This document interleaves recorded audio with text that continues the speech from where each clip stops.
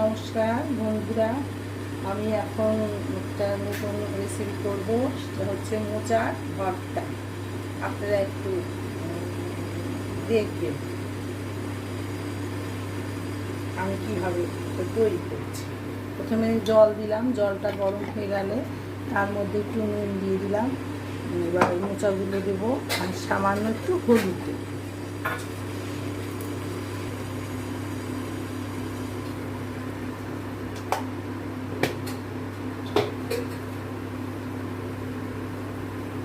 এবার মোচাগুলো এর মধ্যে ছেড়ে দিই। মোচার যে ভেতরের এই জিনিসটা যেটা ছাড়ানোর পরে থাকে সেটা আর কি আমি এটা দিয়ে ভর্তা বানাবো।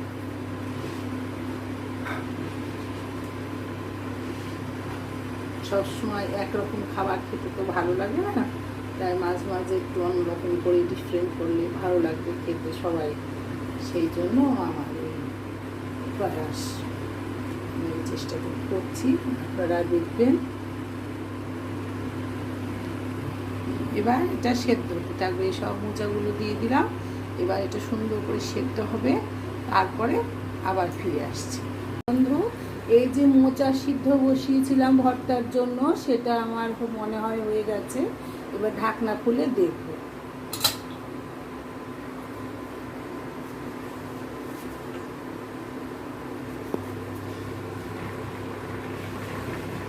হ্যাঁ, হয়ে গেছে। এবার এটা নামিয়ে জল ঝরিয়ে তারপর আপনার ওটা আটায় বা মিক্সিতে পেস্ট করতে হবে। তার জন্য আমাকে একটু সময় দিন, আমি একটু গুছিয়ে নিই। এখন সেই জল ঝরাতে দিয়েছিলাম সিদ্ধ করে, এখন জল ঝরে গেছে।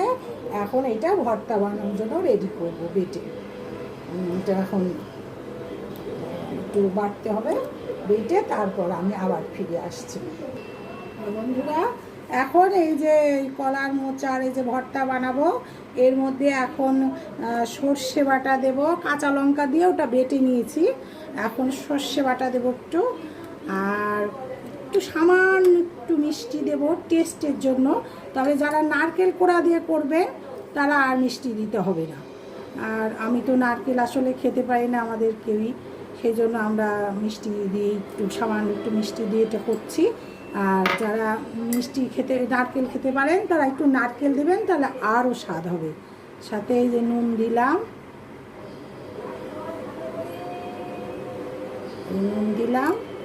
এখন একটু সর্ষের তেল দিয়ে এটা আমার ভর্তা রেডি করে দেব। এবার চামচ দিয়ে এটা একটু নেড়ে নিতে হবে, তাহলে আমার ভর্তা রেডি। এটা হচ্ছে কলার মোচার ভর্তা।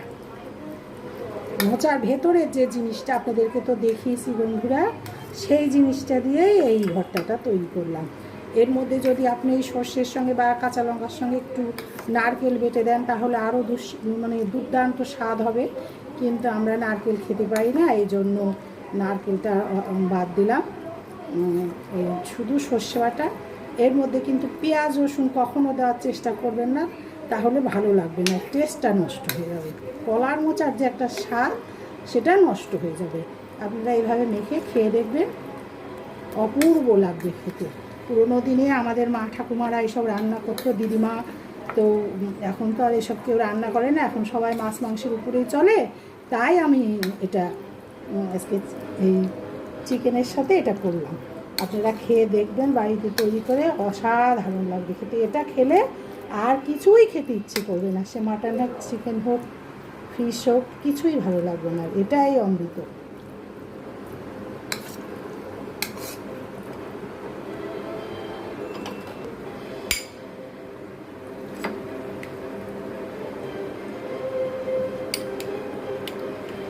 আমার কলার মোচার ভর্তা রেডি। বন্ধুরা, আপনারা এটা করে খেয়ে দেখবেন, অসাধারণ লাগে।